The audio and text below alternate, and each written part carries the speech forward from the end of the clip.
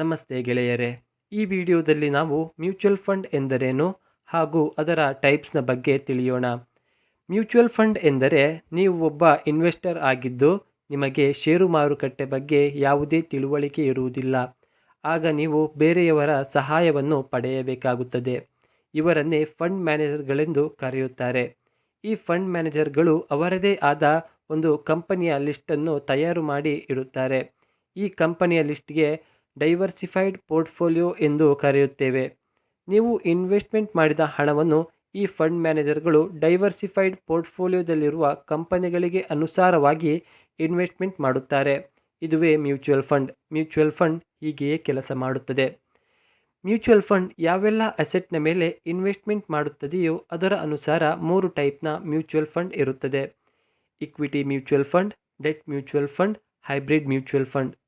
ಈ equity mutual fund ಅಂದರೆ fund ಕೇವಲ ಸ್ಟಾಕ್ ಮಾರ್ಕೆಟಿಂಗ್ನಲ್ಲಿ ಮಾತ್ರ ಇನ್ವೆಸ್ಟಿಂಗ್ ಮಾಡಲಾಗುತ್ತದೆ. ಇಕ್ವಿಟಿ ಮ್ಯೂಚುವಲ್ ಫಂಡ್ನಲ್ಲಿಯೂ ಸಹ ಬೇರೆ ಬೇರೆಯ ಟೈಪ್ಸ್ ಇರುತ್ತದೆ. Large cap fund, mid cap fund, small cap fund, sector fund, diversified equity fund, dividend yield fund ಹಾಗೂ ELSS ಥಿಮ್ಯಾಟಿಕ್ ಫಂಡ್ ಎಂದು. ನಾವು ಲಾರ್ಜ್ ಕ್ಯಾಪ್ ಫಂಡ್ನಿಂದ ಸ್ಟಾರ್ಟ್ ಮಾಡೋಣ. ಲಾರ್ಜ್ ಕ್ಯಾಪ್ ಫಂಡ್ನ ಮೊದಲು ನಾವು ಈ ಮಾರ್ಕೆಟ್ ಕ್ಯಾಪಿಟಲೈಸೇಷನ್ ಅಂದರೆ ಏನು ಅಂತ ತಿಳಿಯೋಣ. ಈ ಮಾರ್ಕೆಟ್ ಕ್ಯಾಪಿಟಲೈಸೇಷನ್ನಿಂದ ನಮಗೆ ಮಾರ್ಕೆಟ್ನ ಸೈಜ್ ತಿಳಿಯುತ್ತದೆ. ಅಂದರೆ ಕಂಪನಿಯು ಚಿಕ್ಕ ಕಂಪನಿಯೋ ಅಥವಾ ದೊಡ್ಡ ಕಂಪನಿಯೋ ಅಂತ. ಮಾರ್ಕೆಟ್ ಕ್ಯಾಪಿಟಲೈಸೇಷನ್ ಅನುಸಾರ ಕಂಪನಿಯನ್ನು 3 ವಿಧಗಳಾಗಿ ವಿಂಗಡಿಸಲಾಗುತ್ತದೆ. Large cap company, mid cap company ಹಾಗೂ ಸ್ಮಾಲ್ ಕ್ಯಾಪ್ ಕಂಪನಿಗಳೆಂದು. ಸಾಮಾನ್ಯವಾಗಿ ಯಾವ ಕಂಪನಿಯ ಮಾರ್ಕೆಟ್ ಕ್ಯಾಪಿಟಲೈಸೇಷನ್ 5,000 ಕೋಟಿಗಿಂತ ಕಮ್ಮಿ ಇರುತ್ತದೆಯೋ ಅಂತಹ ಕಂಪನಿಗಳನ್ನು ಸ್ಮಾಲ್ ಕ್ಯಾಪ್ ಕಂಪನಿ ಎಂದು ಕರೆಯುತ್ತೇವೆ. ಯಾವ ಕಂಪನಿಯ ಮಾರ್ಕೆಟ್ ಕ್ಯಾಪಿಟಲೈಸೇಷನ್ 5,000 ಕೋಟಿಯಿಂದ 1,00,000 ಕೋಟಿಯವರೆಗೆ ಇರುತ್ತದೆಯೋ ಅಂತಹ ಕಂಪನಿಗಳನ್ನು ಮಿಡ್ ಕ್ಯಾಪ್ ಕಂಪನಿ ಎಂದು ಕರೆಯುತ್ತೇವೆ. ಮತ್ತು ಯಾವ ಕಂಪನಿಯ ಮಾರ್ಕೆಟ್ ಕ್ಯಾಪಿಟಲೈಸೇಷನ್ 1,00,000 ಕೋಟಿಗಿಂತ ಜಾಸ್ತಿ ಇರುತ್ತದೆಯೋ ಅಂತಹ ಕಂಪನಿಗಳನ್ನು ಲಾರ್ಜ್ ಕ್ಯಾಪ್ ಕಂಪನಿ ಎಂದು ಕರೆಯುತ್ತೇವೆ. ಸ್ಮಾಲ್ ಕ್ಯಾಪ್ ಮತ್ತು ಮಿಡ್ ಕ್ಯಾಪ್ ಮತ್ತು ಲಾರ್ಜ್ ಕ್ಯಾಪ್ ಕಂಪನಿಗಳಿಗೆ ಯಾವುದೇ ಫಿಕ್ಸ್ಡ್ ಕ್ರೈಟೀರಿಯಾ ಇರುವುದಿಲ್ಲ. ಅಂದರೆ ಕೆಲವು ವರ್ಷಗಳ ಮೊದಲು ಯಾವ ಕಂಪನಿಯ ಮಾರ್ಕೆಟ್ ಕ್ಯಾಪಿಟಲ್ 50,000 ಕೋಟಿಗಿಂತ ಜಾಸ್ತಿ ಇರುತ್ತಿತ್ತೋ ಅಂತಹ ಕಂಪನಿಗಳನ್ನು ಲಾರ್ಜ್ ಕ್ಯಾಪ್ ಕಂಪನಿ ಎನ್ನುತ್ತಿದ್ದರು. ಅದೇ ಈಗ ಯಾವ ಕಂಪನಿಯ ಮಾರ್ಕೆಟ್ ಕ್ಯಾಪಿಟಲ್ 50,000 ಕೋಟಿ ಇದೆಯೋ ಅಂತಹ ಕಂಪನಿಗಳನ್ನು ಮಿಡ್ ಕ್ಯಾಪ್ ಕಂಪನಿ ಎಂದು ಗುರುತಿಸಲಾಗುತ್ತದೆ. ಲಾರ್ಜ್ ಕ್ಯಾಪ್ ಕಂಪನಿಗಳು ವೆಲ್ ಎಸ್ಟಾಬ್ಲಿಷ್ಡ್ ಆಗಿರುತ್ತದೆ. ಈ ಕಂಪನಿಗಳು ಸ್ಟ್ರಾಂಗ್ ಮಾರ್ಕೆಟ್ ಪ್ರೆಸೆನ್ಸ್ ಅನ್ನು ಹೊಂದಿರುತ್ತದೆ. ಆಲ್ಮೋಸ್ಟ್ ಎಲ್ಲ ಲಾರ್ಜ್ ಕ್ಯಾಪ್ ಕಂಪನಿಗಳು ತಮ್ಮ ತಮ್ಮ ಸೆಕ್ಟರ್ನಲ್ಲಿ ಮಾರ್ಕೆಟ್ ಲೀಡರ್ಸ್ಗಳಾಗಿರುತ್ತವೆ. ಲಾರ್ಜ್ ಕ್ಯಾಪ್ ಕಂಪನಿಯ ಬಳಿ ಎಂತಹದೇ ಲಾಸ್ ಎದುರಾದರೂ ಸರ್ವೈವ್ ಆಗಲು ಒಳ್ಳೆಯ ಫೈನಾನ್ಷಿಯಲ್ ಸ್ಟ್ರೆಂತ್ ಇರುತ್ತದೆ. ಹೀಗಾಗಿ ಲಾರ್ಜ್ ಕ್ಯಾಪ್ ಕಂಪನಿಗಳಲ್ಲಿ ಸ್ಮಾಲ್ ಕ್ಯಾಪ್ ಕಂಪನಿ ಹಾಗೂ ಮಿಡ್ ಕ್ಯಾಪ್ ಕಂಪನಿಗಳಿಗಿಂತ ಕಮ್ಮಿ ರಿಸ್ಕ್ ಇರುತ್ತದೆ. ಉದಾಹರಣೆಗೆ L&T, ರಿಲಯನ್ಸ್ ಇಂಡಸ್ಟ್ರೀಸ್, TCS ಮುಂತಾದವುಗಳು. ಲಾರ್ಜ್ ಕ್ಯಾಪ್ ಕಂಪನಿಗಳು ಮೊದಲೇ ಯಶಸ್ಸನ್ನು ಕಂಡಿರುತ್ತದೆ. ಹಾಗಾಗಿ ಲಾರ್ಜ್ ಕ್ಯಾಪ್ ಕಂಪನಿಗಳಲ್ಲಿ ಗ್ರೋತ್ ಫ್ಯಾಕ್ಟರ್ ಕಡಿಮೆ ಇರುತ್ತದೆ. ಹಾಗೆಯೇ ಸ್ಮಾಲ್ ಕ್ಯಾಪ್ ಕಂಪನಿಗಳು ಡೆವಲಪ್ಮೆಂಟ್ನ ಮೊದಲ ಹಂತದಲ್ಲಿರುತ್ತದೆ. ಹಾಗಾಗಿ ಇದರಲ್ಲಿ ಗ್ರೋತ್ ಪಾಸಿಬಿಲಿಟಿ ಜಾಸ್ತಿಯಾಗಿರುತ್ತದೆ. ಹಾಗೆಯೇ ಫೇಲ್ಯೂರ್ ರೇಟ್ ಕೂಡ ಜಾಸ್ತಿಯಾಗಿರುವುದರಿಂದ ರಿಸ್ಕ್ ಕೂಡ ಜಾಸ್ತಿಯಾಗಿರುತ್ತದೆ. ಹಾಗಾಗಿ ಯಾವ ಫಂಡ್ ಲಾರ್ಜ್ ಕ್ಯಾಪ್ನಲ್ಲಿ ಇನ್ವೆಸ್ಟ್ಮೆಂಟ್ ಮಾಡುತ್ತದೆಯೋ ಅದನ್ನು ಲಾರ್ಜ್ ಕ್ಯಾಪ್ ಫಂಡ್ ಎಂದು, ಯಾವ ಫಂಡ್ ಮಿಡ್ ಕ್ಯಾಪ್ನಲ್ಲಿ ಇನ್ವೆಸ್ಟ್ಮೆಂಟ್ ಮಾಡುತ್ತದೆಯೋ ಅದನ್ನು ಮಿಡ್ ಕ್ಯಾಪ್ ಫಂಡ್ ಎಂದು, ಯಾವ ಫಂಡ್ ಸ್ಮಾಲ್ ಕ್ಯಾಪ್ನಲ್ಲಿ ಇನ್ವೆಸ್ಟ್ಮೆಂಟ್ ಮಾಡುತ್ತದೆಯೋ ಅದನ್ನು ಸ್ಮಾಲ್ ಕ್ಯಾಪ್ ಫಂಡ್ ಎಂದು ಕರೆಯುತ್ತಾರೆ. ಈ ಇಕ್ವಿಟಿ ಮ್ಯೂಚುವಲ್ ಫಂಡ್ನ ಇನ್ನೊಂದು ವಿಧ ಸೆಕ್ಟರ್ ಫಂಡ್.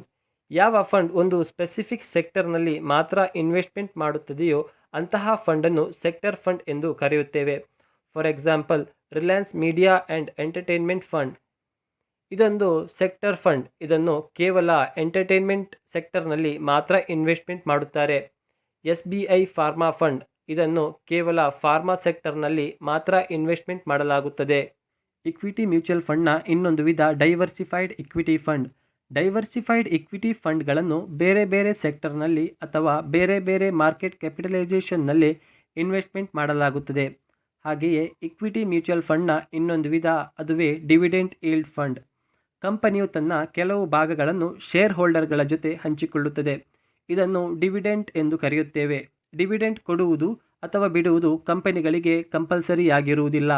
ಶೇರ್ ಹೋಲ್ಡರ್ಸ್ಗೆ ಡಿವಿಡೆಂಟ್ ಕೊಡಬೇಕು ಅಥವಾ ಬೇಡವೋ ಎಂಬುದನ್ನು ಆ ಕಂಪನಿಯ ಬೋರ್ಡ್ ಆಫ್ ಡೈರೆಕ್ಟರ್ಗಳು ನಿರ್ಧಾರ ಮಾಡುತ್ತಾರೆ.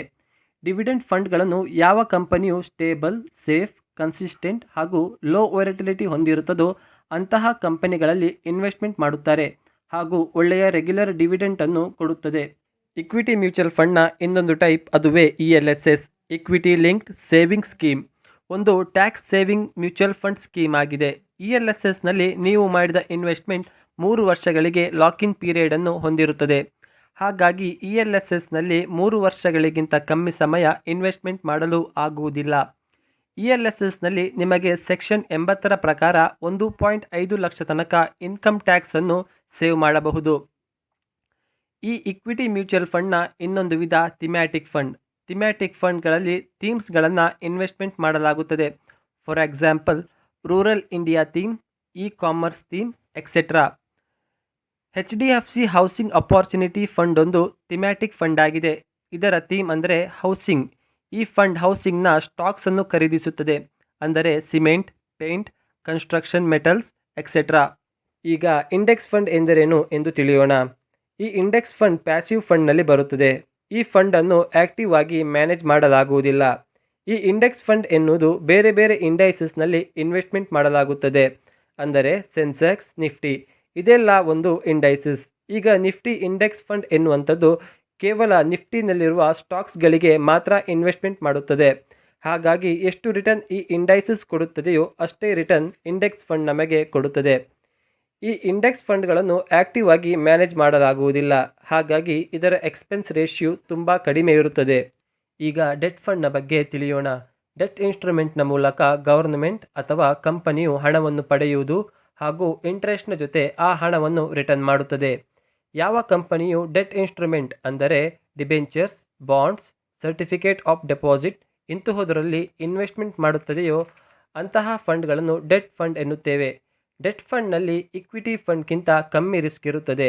ಹಾಗೆಯೇ ಕಮ್ಮಿ ರಿಸ್ಕ್ ಇರುವ ಕಾರಣದಿಂದ ರಿಟರ್ನ್ ಕೂಡ ಕಮ್ಮಿ ಇರುತ್ತದೆ.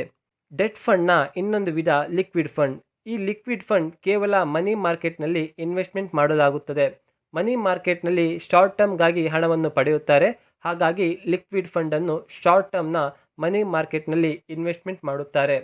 For example certificate of deposit, treasury bill, commercial paper, term deposit ಮುಂತಾದವುಗಳು. ಈ ಲಿಕ್ವಿಡ್ ಫಂಡ್ ಸೇವಿಂಗ್ಸ್ ಅಕೌಂಟ್ಗಿಂತ ಜಾಸ್ತಿ ರಿಟರ್ನ್ ಅನ್ನು ಕೊಡುತ್ತದೆ. ಲಿಕ್ವಿಡ್ ಫಂಡ್ನಲ್ಲಿ ರಿಸ್ಕ್ ಕಮ್ಮಿ ಇರುತ್ತದೆ ಹಾಗೂ ವೊಲಟಿಲಿಟಿಯು ಕಮ್ಮಿ ಹೊಂದಿರುತ್ತದೆ. ಈ ಲಿಕ್ವಿಡ್ ಫಂಡ್ ಶಾರ್ಟ್ ಟರ್ಮ್ ಇನ್ವೆಸ್ಟರ್ಗಳಿಗೆ ಒಂದು ಒಳ್ಳೆಯ ಆಪ್ಷನ್ ಆಗಿದೆ. ನೀವು ಯಾವಾಗ ಬೇಕಾದರೂ ಲಿಕ್ವಿಡ್ ಫಂಡ್ನಿಂದ ಹಣವನ್ನು ವಿಡ್ರಾ ಕೂಡ ಮಾಡಬಹುದು. ಈಗ ಹೈಬ್ರಿಡ್ ಫಂಡನ್ನು ತಿಳಿಯೋಣ. ಹೈಬ್ರಿಡ್ ಫಂಡ್ ಒಂದಕ್ಕಿಂತ ಜಾಸ್ತಿ ಅಸೆಟ್ ಕ್ಲಾಸ್ನಲ್ಲಿ ಇನ್ವೆಸ್ಟ್ಮೆಂಟ್ ಮಾಡಲಾಗುತ್ತದೆ. ಹೈಬ್ರಿಡ್ ಫಂಡ್ ಡೆಟ್ ಹಾಗೂ ಇಕ್ವಿಟಿ ಎರಡರಲ್ಲೂ ಇನ್ವೆಸ್ಟ್ಮೆಂಟ್ ಮಾಡಲಾಗುತ್ತದೆ. ಸಾಮಾನ್ಯವಾಗಿ 3 ಟೈಪ್ನ ಹೈಬ್ರಿಡ್ ಫಂಡ್ ಇರುತ್ತದೆ. ಮಂತ್ಲಿ ಇನ್ಕಮ್ ಪ್ಲ್ಯಾನ್ ಅಥವಾ MIP, balance fund, arbitrage fund. ಇನ್ನೂ ಕೆಲವು ಟೈಪ್ನ ಫಂಡ್ಗಳು ಇವೆ. International fund, real estate fund, gold fund, exchange traded fund ಅಥವಾ ETF. ನಿಮಗೆ ಈ ಮ್ಯೂಚುವಲ್ ಫಂಡ್ನ ವಿಡಿಯೋ ಇಷ್ಟವಾದಲ್ಲಿ ನಮ್ಮ ಚಾನೆಲನ್ನು ಸಬ್ಸ್ಕ್ರೈಬ್ ಮಾಡಿ. ನಾವು ನಿಮಗೋಸ್ಕರ ಇದೇ ತರಹದ ವಿಡಿಯೋಗಳನ್ನು ಅಪ್ಲೋಡ್ ಮಾಡುತ್ತಾ ಇರುತ್ತೇವೆ. ನಿಮ್ಮ ಅಮೂಲ್ಯವಾದ ಸಮಯಕ್ಕಾಗಿ ಧನ್ಯವಾದಗಳು.